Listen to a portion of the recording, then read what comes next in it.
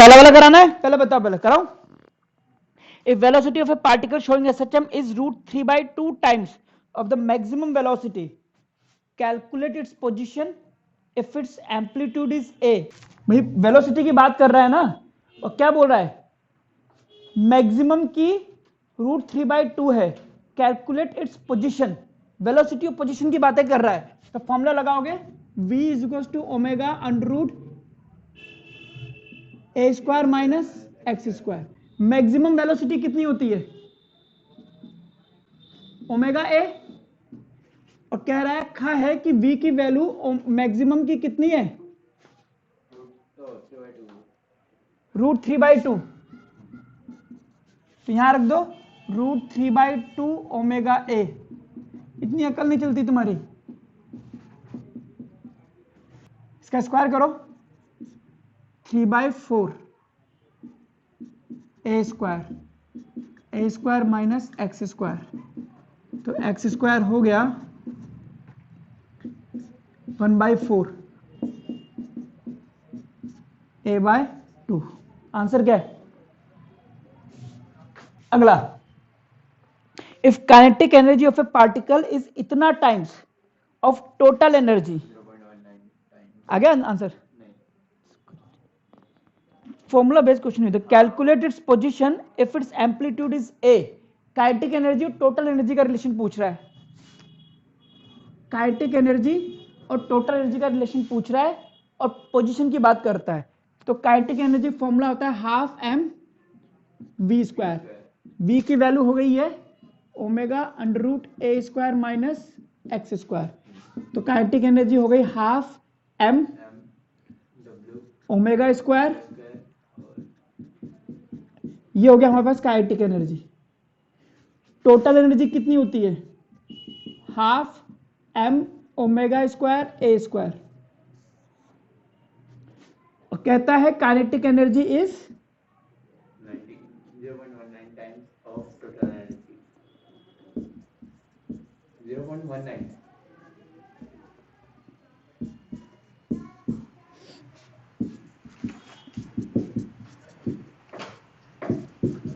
क्या यार,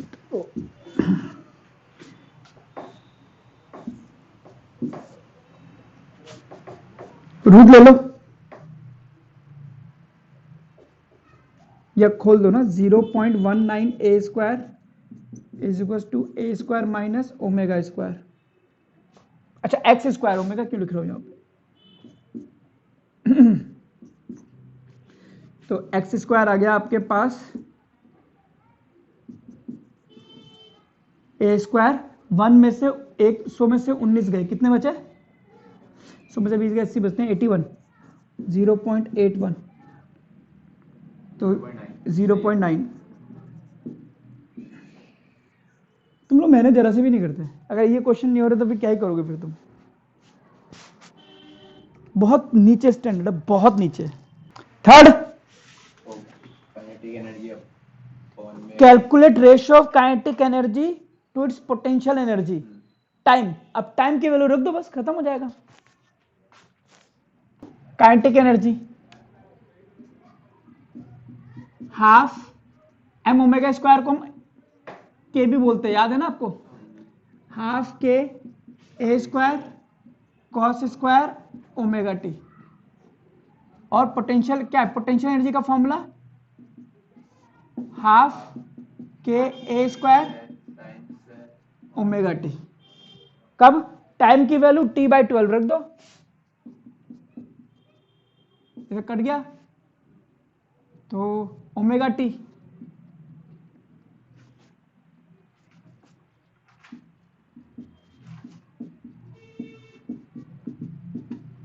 ओमेगा क्या हो गया, 2π/t, कितना हो गया, π/6। तो cos 30 की वैल्यू कितनी है,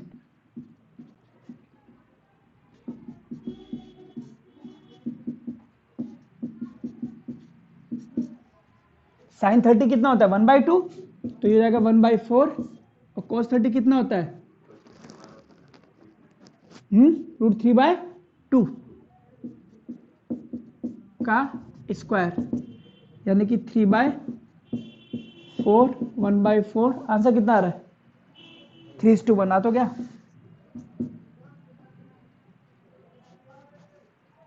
चलिए शुरू करते हैं आज का टॉपिक। हेडिंग डालिए स्प्रिंग ब्लॉक सिस्टम। अच्छे से पढ़ना, क्योंकि ये मेरे को अपने टाइम पे समझ में भी नहीं आया था। तो हमारे सर पता नहीं क्या ही पढ़ाते थे, या तो हम नहीं पढ़ते होंगे या तो ये भी हो सकता है भाई। देखिए spring block system, spring block system. Miss मत करना, कोई छोटी छोटी डिटेल में बताता हुआ चलूंगा। तो दो तरह की स्प्रिंग है, एक हॉरिजॉन्टल और एक वर्टिकल। पहले हम हॉरिजॉन्टल पढ़ेंगे, फिर हम वर्टिकल को भी पढ़ लेंगे।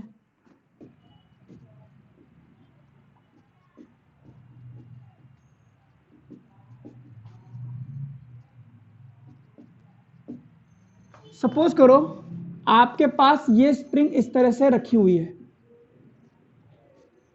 ये इसकी वो पोजीशन है जहां पर फोर्स 0 है, यानी कि ये मीन पोजीशन है। अगर मैं इसको x खींच देता हूं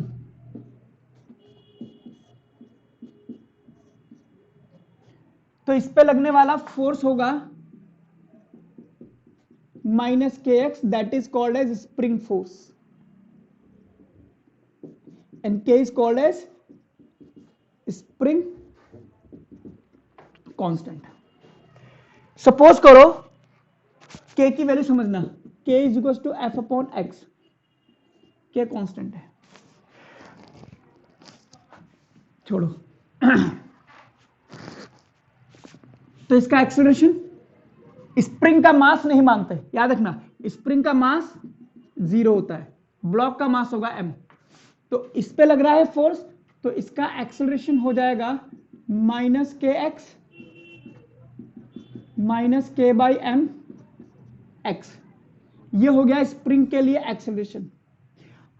पहले मैं ये देख लूं कि ये SHM है या नहीं। मैंने आपको बताया था कि अगर कोई भी मोशन को SHM प्रूव करना है तो सिर्फ इतना प्रूव कर देंगे कि A is proportional to -x, तो भी प्रूफ हो जाएगा कि एक्सेलरेशन डिस्प्लेसमेंट के अपोजिट डायरेक्शन में है। बट स्टिल मैं इसको SHM प्रूव करता हूं, राइट। यहां आइए, compare it with acceleration of SHM। अब SHM में एक्सेलरेशन का क्या फॉर्मूला था? एक्सेलरेशन का फॉर्मूला था A is equal to ω² x। अब अगर मैं दोनों को कंपेयर करूं, इक्वेशन 1 और इक्वेशन 2 को, तो मुझे साफ साफ दिख रहा है here ω² is equal to k/m। Clear? Okay. और इसको मैं लिख सकता हूं, a को लिख सकता हूं मैं d²x dt² is equal to -ω² x। सही बात है?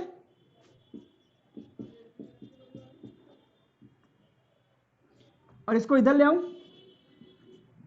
d²x dt² plus ω² x is equal to 0। ये कौन सी इक्वेशन है? Standard equation of SHM। यानी कि स्प्रिंग फोर्स को यूज करके मैंने कि क्या निकाल दिए? Standard equation of SHM।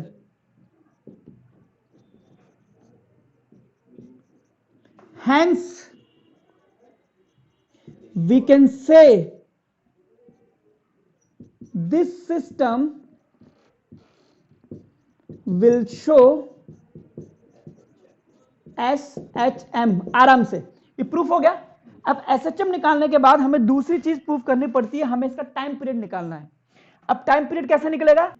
ω² is k/m, तो ओमेगा हो गया k/m का रूट, ये हो गया 2π/t, तो टाइम पीरियड आ गया 2π√m/k। ये हॉरिजॉन्टल स्प्रिंग ब्लॉक सिस्टम के लिए टाइम पीरियड। क्लियर? लिख लीजिए, आगे लिखिए vertical spring block system.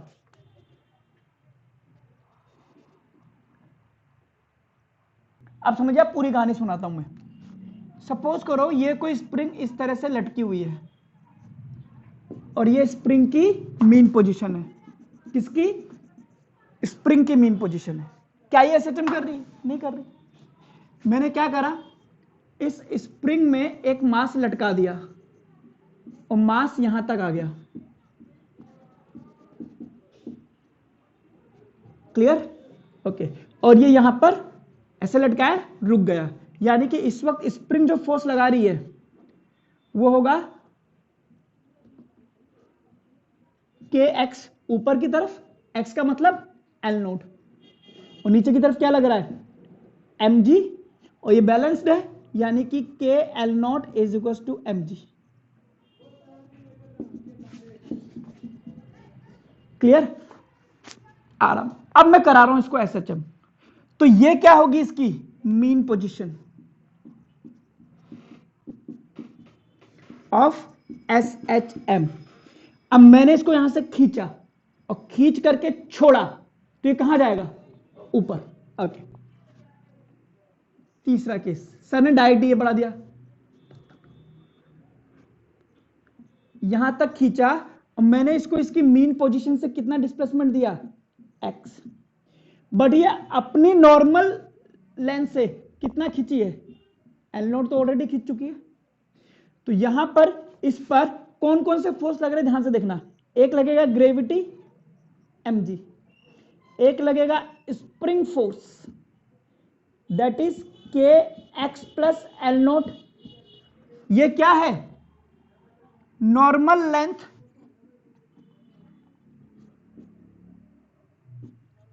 Of spring. और स्प्रिंग को यहां से जितना खींचोगे स्प्रिंग फोर्स तो उसी पर डिपेंड करेगा। बट मुझे पता है कि मैं यहां से छोड़ रहा हूं तो स्प्रिंग ऊपर जा रही है, यानी कि स्प्रिंग पे लगने वाला नेट फोर्स जो होगा वो स्प्रिंग का फोर्स माइनस ग्रेविटी फोर्स को माइनस कर दो तो, अरे वेक्टर में प्लस होता है। अब स्प्रिंग फोर्स किधर है? ऊपर, तो रखो के एक्स प्लस एल नोट, और ये नीचे है that is minus m g, that is k x plus k l naught minus m g. अब यहां देखिए क्वेश्चन नंबर 1 में के एल नोट को मैं क्या लिख सकता हूं? एम जी है, k l naught is equal to m g. So net force is k x. अच्छा ओके, ऊपर वाला है नीचे वाला, तो मैं ऐसा करता हूं नीचे वाले फोर्स को पॉजिटिव और ऊपर वाले फोर्स को नेगेटिव ले लेता हूं डिस्प्लेसमेंट के, ज्यादा बेटर होगा, हमारा आंसर एक ही बार में आ जाएगा।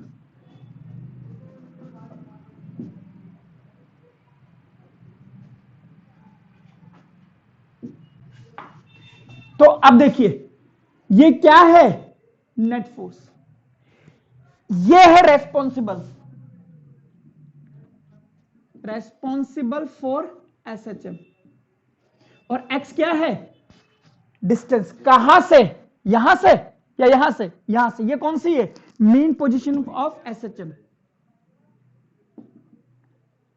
Displacement from mean position. अब देखिए इधर यहां हो गया, इसलिए हम एक्सेलरेशन निकालते हैं। ब्लॉक का मास अगर m है तो एम ए माइनस के एक्स, तो a क्या आ गया? माइनस के बाई एम एक्स। तुम कह सकते हैं acceleration is proportional to minus x, it will show SHM. But still मैं प्रूफ कर देता हूं, d square x d t square लिखना है और कुछ नहीं करना। और इसको मैं लिख सकता हूं ओमेगा स्क्वायर एक्स,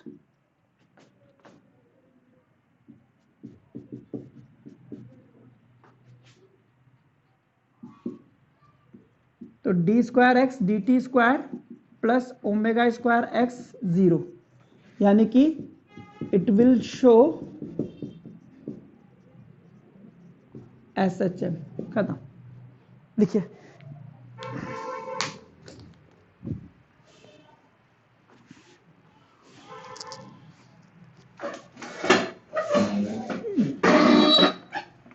नीचे वाली डायरेक्शन को मैंने पॉजिटिव और ऊपर वाली डायरेक्शन को नेगेटिव माना है, ठीक है ना।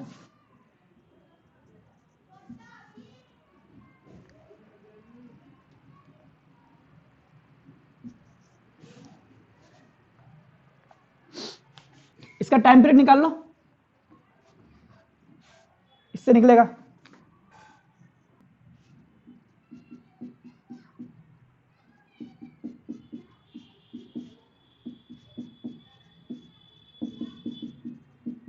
यानी कि वही ये सेम आएगा, और क्या है।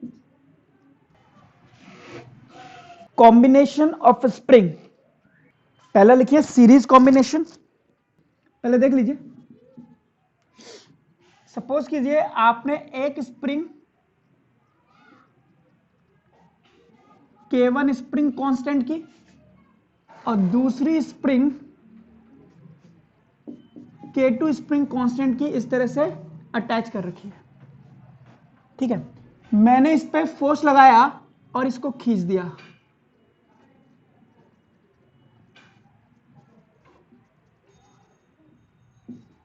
कितना फोर्स लगाया मैंने, F फोर्स लगाया। ये वाली अपनी जगह से X1 खिसक गई और ये वाली अपनी जगह से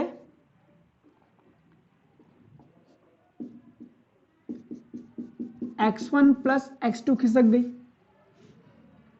3 मीटर ये खिसकेगा, 2 मीटर ये खिसका, तो बाद में 5 मीटर खिसक गया। अब देखने वाली बात यह है कि जो फोर्स आपने इस पे लगाया है, क्या वही फोर्स इस पे भी लगेगा? आंसर है हाँ, क्योंकि स्प्रिंग का मास है ही नहीं, तो स्प्रिंग सेम फोर्स आगे तक कैरी करेगी। तो अगर मैं इस पर लगने वाला फोर्स और स्प्रिंग 2 पर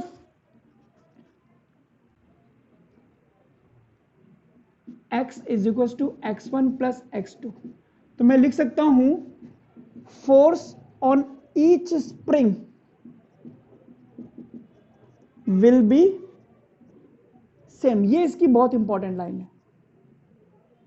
बदलेगा क्या? Distance, x is equal to x1 plus x2।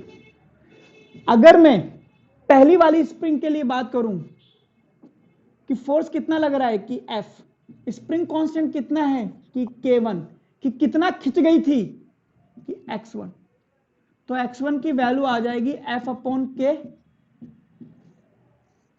ठीक है। माइनस माइनस का क्या करना हो तो डायरेक्शन के लिए लगाते हैं। सेम दूसरी वाली स्प्रिंग के लिए बात कर लूं तो उसमें भी फोर्स कितना लग रहा है F, और दूसरी वाली कितनी खिंची है X2, टोटल कितना खिंच गया? X1 plus X2.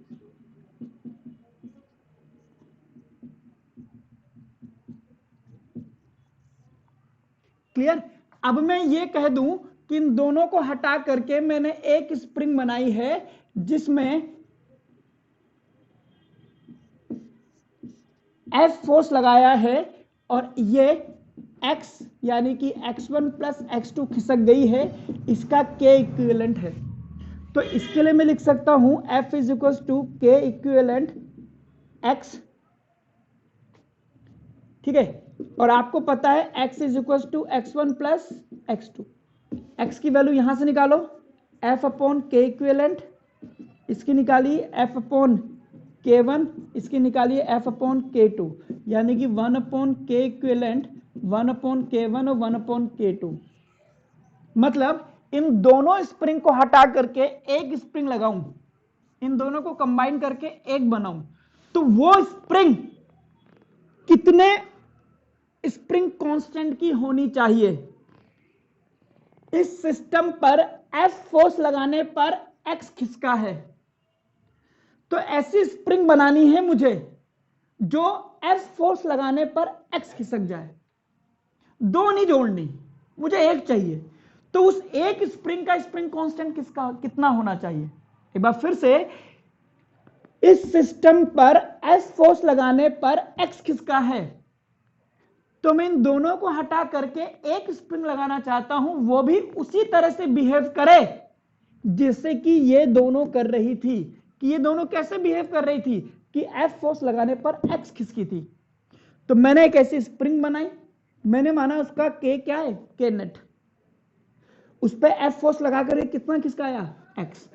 तो यहां से मैंने X1 X2 की वैल्यू ली और यहां से X की वैल्यू लेकर के रख दिया, आंसर आ गया ये। याद कीजिए आप रेजिस्टेंस पढ़ते थे, उसमें सीरीज में आता था R1 plus R2 plus R3, यहां क्या आ रहा है 1 upon K1 is equal to 1 upon K1 plus K2। यानी कि वहां जो पैरेलल में आता था वो यहां सीरीज में आया। लेकिन अगर मैं यहां पर पैरेलल कॉम्बिनेशन करूं, मतलब एक स्प्रिंग ऐसे लगा दी, एक स्प्रिंग ऐसे लगा दी और इस पर F फोर्स लगाया, ठीक है, जिससे कि ये खिसक करके X आ गई। अब यहां पर देखने वाली बात यह है कि क्या इन दोनों पर सेम फोर्स लगेगा। अच्छा, ये दोनों तो X खिस गएंगी, ये तो तय है। ओके, तो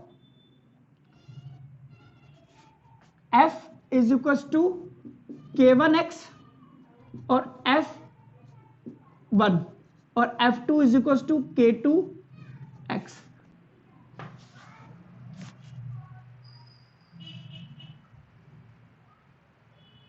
यहां पर दोनों का डिस्प्लेसमेंट सेम है, लेकिन स्प्रिंग कांस्टेंट अलग होने की वजह से इन, भाई सीधी सी बात है, समझना, K ज्यादा है इसका मतलब है हार्ड स्प्रिंग है, कॉपी के टॉप पर लिखना। K कम है इसका मतलब है सॉफ्ट स्प्रिंग है। पहले आप ये बात कॉपी के टॉप पर लिखिए, बाकी सब छोड़िए, सिर्फ इसको लिखिए। किसी का स्प्रिंग कांस्टेंट ज्यादा है मतलब वो हार्ड है। एक हार्ड स्प्रिंग और एक सॉफ्ट स्प्रिंग, दोनों को 3 मीटर से खिसकाना है, किस पर फोर्स ज्यादा लगाना पड़ेगा? हार्ड पर। यानी कि K1 K2 अलग है ना, तो इस पर लगने वाला फोर्स भी अलग है अगर दोनों को 3 सेंटीमीटर खिसका रहा हूं। यह बात यहां पे याद रखनी है कि each spring will experience different force. यहां पर सेम फोर्स था, कितना फोर्स लग रहा होगा? अगर इस पर स्प्रिंग फोर्स F1 है, इस पर स्प्रिंग फोर्स F2 है, तो here F will be equal to F1 plus F2। ठीक है, अब मैं क्या चाहता हूं, इन दोनों को हटा करके एक स्प्रिंग लगाऊं के इक्विवेलेंट, जो कि F फोर्स लगाने पर उतना ही खिसके जितना कि ये सिस्टम खिसक रहा था। तो यहां से मुझे वैल्यू पता लग गई, इसके हिसाब से F is equal to F1 plus F2 आएगा। ये हो गया K equivalent X, K1 X, K2 X, X cut गया, K1 प्लस K2, यानी कि वहां जो सीरीज में आया था रेजिस्टेंस में, वो यहां पैरेलल में आ रहा है। लिख लीजिए दोनों, याद रखना पैरेलल में हर एक स्प्रिंग पर फोर्स डिफरेंट लगता है अगर उनका K अलग अलग है तो। और आप कैसे पहचानेंगे? सीरीज, सीरीज तो पहचान जाओगे, पैरेलल कैसे पहचानोगे? लिख लेना,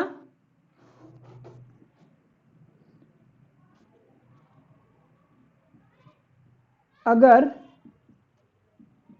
दोनों स्प्रिंग में डिस्प्लेसमेंट सेम है तो वो पैरेलल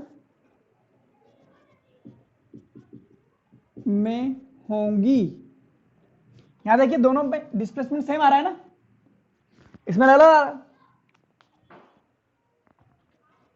एक दो क्वेश्चन कराता हूं, हालांकि सीरीज पैरेलल के इतने ज्यादा हार्ड क्वेश्चन इस पे बनते नहीं है क्योंकि वो हम रेजिस्टेंस में करते हैं। और या ये कहूं कि ये सही है, रेजिस्टेंस में उल्टा है एक्चुअली। मैक्सिमम जगह सीरीज का फॉर्मूला 1 वाले ही होते हैं, पर हमने रेजिस्टेंस पहले पढ़ लिया तो हमें लगता है कि ये वाला उल्टा है।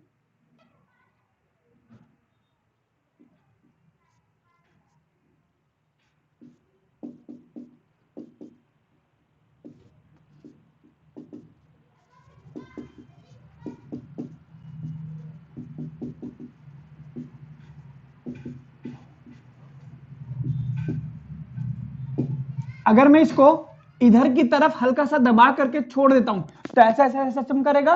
आप बताइए नेट के कितना आएगा और टाइम पीरियड कितना आएगा? चलिए,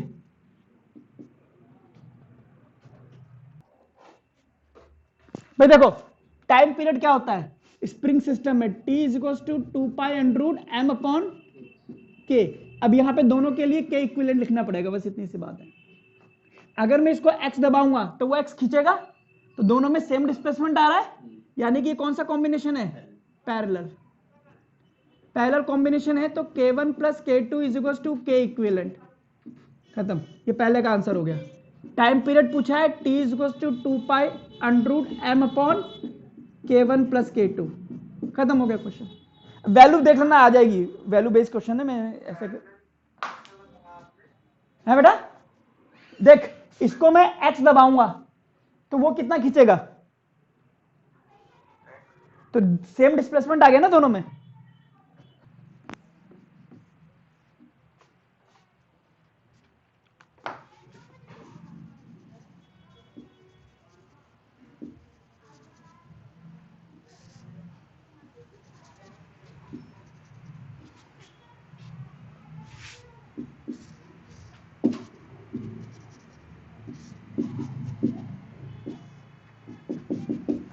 इनके स्प्रिंग कांस्टेंट दिए हुए हैं 2 2 2,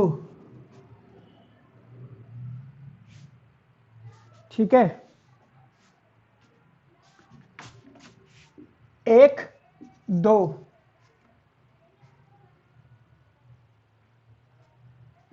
और 2, और m मान लो आप 10 किलोग्राम का।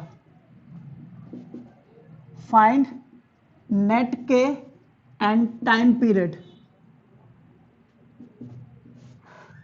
Of system. राइट, सबके के की वैल्यू दे रखी है। मास को 25 कर लेना, कैलकुलेशन इजी हो जाएगी थोड़ी सी, और तो क्या। ये तीनों पैरेलल में है, 2 और 2 2 और 2 मिलकर के एक स्प्रिंग लगाऊंगा तो ये 6 बन जाएगा। 2 और 1 पैरेलल में है तो ये भी कितना बन जाएगा, 3। ये आपने 5 का लगा ही रखा है, 25 का सॉरी, और नीचे आपने 2 का लगा रखा है। 6 और 3 अगर सीरीज में है तो 2 आता है इसका, 1/6 plus 1/3 is equal to 1/k, तो ये आ जाएगा आपके पास 2। तो ये दोनों सीरीज में है, तो इन दोनों को हटा करके 1 लगाओगे तो ये आ जाएगा 2।